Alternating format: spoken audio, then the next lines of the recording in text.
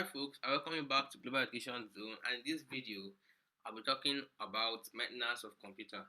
So when we talk about maintenance of computer, it can be categorized into two different aspects. We have the maintenance of computer software and maintenance of computer hardware. So that's what we're talking about today, the maintenance of computer software and maintenance of computer hardware.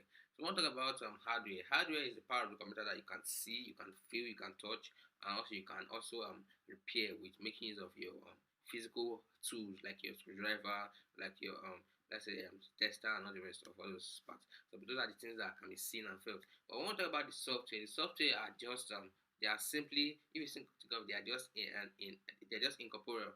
They are things that you can't feel, you can't touch. So they are things that basically are conceptual, but they only work based on the hardware. Now, when we talk about the hardware, coming back to the hardware, there are some ideas you need to know before you can sit down and begin to deal with your computer hardware. Now, there are different aspects of maintenance. So there's the preventive maintenance, and there's the corrective maintenance, and there's the adaptive maintenance, and so on and so forth. So basically, we're talking about those type of maintenance. So, but first of all, what about the hardware? You need to be able to shut down your computer. So this hardware is the part you can see. So it even involves wires. So you can see on the screen here we have all these wires. These parts of the computer.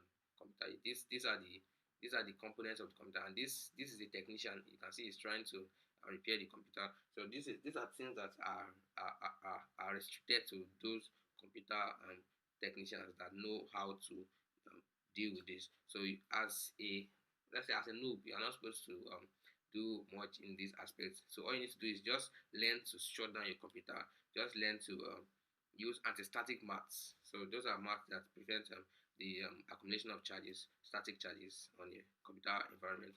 They also have be firm or gentle, but gentle when sitting on boards, chips, connectors. So make sure you are firm but be gentle. Don't force any component in and out of the computer ports. So because that could damage the port, and then you have to take the computer for repair. And these ports, they are kind of like very important.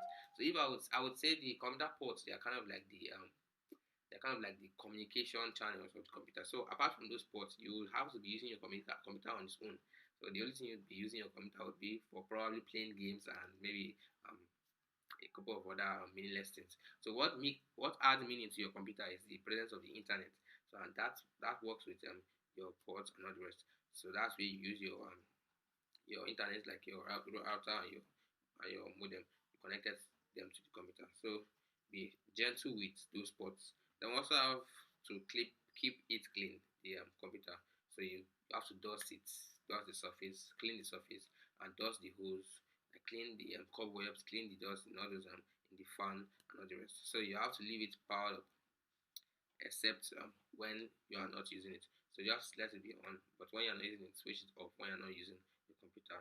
So don't drink anything, don't eat anything around your computer. That's also another thing you need to know, because these food substances, they often contain chemicals, and these chemicals, they can react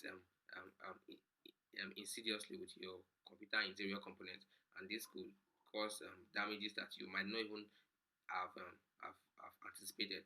And then you have to put a power surge suppressor on the power line. So basically, the use of a power surge is to provide alternative and kind of like supplementary power supply to the computer when the main power is off. So just in case, so that you won't lose your files that have been already stored in your RAM. So basically, a power surge is very important. When you might not need it when you are using a computer for normal functions, but when you have the data processing, when you are performing data processing function, when you own a business, when you own let's say you own a cafe, and then you own all these places that deal with large data. So and then you know how much it will cost if you lose one single database. So you get it. So you make it a power surge protector. Then we also have the avoid um, um, vibrations and shocks. So these are vibrations and shocks. They are things that actually common with faulty computers. So I would say if you are trying to avoid this, you should probably try to keep your computer from becoming faulty in the first place. So once you can maintain it, then you won't have any risk of shocks. But shocks only come when you have a faulty computer. Then you have the preventive maintenance. So that's like cleaning the case, maintaining your mechanical mouse, um, keep a neat keyboard, make your monitor sparkle, check your power protection, and swipe your CD and DVD media. These are other things. So we also have the software maintenance, and this software maintenance, it is basically the software engineering and practice that is involving the modification of a software product after delivery to correct faults, to improve performance or other attributes. So it's basically done to correct faults that are present in the software to improve the performance of the software. And this performance improvement can also come through your making it more compatible, to making it compatible with an upgrade of the operating system. Okay, so when there's an upgrade of an operating system, your software will also have to be upgraded so as to be compatible with that upgraded operating system, and also to be able to utilize the new features available to the fullest. So you know that sometimes when you have a computer and your computer is not upgraded, you won't be able to have access to some functions. So that is the essence of software maintenance. So there are different types of software maintenance. They are corrective. So for example, when you have a faulty software, for example, if there's a software like that's always shutting down when you are trying to do something meaningful on it, on my phone. So when the software was updated, I had to update the software, and then the new version is actually very much better now.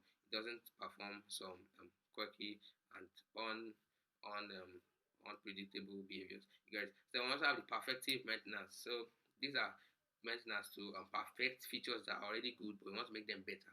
So kind of like your menu, your toolbar, and all these rest. So you maybe you want them to be closer to the center of the screen, or maybe you want the a button on the screen to be closer to the center, and so on and so forth. So that just to make it to kind of tweak it to the use and to the let's say to the preference of the software client and the software consumer. We also have adaptive maintenance, and it is used to adapt to changes in technology. We also have the preventive maintenance, and that is used to prevent kind of damages to the software. For example, damages caused by hackers and unsolicited attacks on the computer system. So that's software maintenance, and it's often more active. Let's say it is kind of like a very busy part of computer, because nowadays computer software is a very very vibrant sector of technology. Is because software and hardware is improving at a fast rate, but software is not so fast in improving, because let's say because we're trying to catch up with to be able to use all these hardware features that we have. So software is just slowly catching up. So hopefully in the next few years we'll be able to get a good pace with software. So there's a lot of things going on in software. That's why you have many people going for computer engineering, computer science, and um, um, um, ethical hacking. So these are software related positions that actually have a lot of things. So you have a lot of things to develop there, and if you can get your hands and your brains down there, you'll be able to make some cool difference to the world, and also some cool cash for your boss. So now that is basically it. And so in summary, we've talked about maintenance, and talk about hardware maintenance and software maintenance. Then we'll talk about the preventive, perfective, adaptive, and corrective maintenance that are performed on software. So I hope you enjoyed this video, and if you have, you can also try these questions on the screen. So you can also give your answers as a comment in the comment section of this video, and don't forget to like, share, and subscribe. You can also check other courses on this channel. This is a channel which is devoted for your knowledge and anything about knowledge and improvement. So thanks for watching.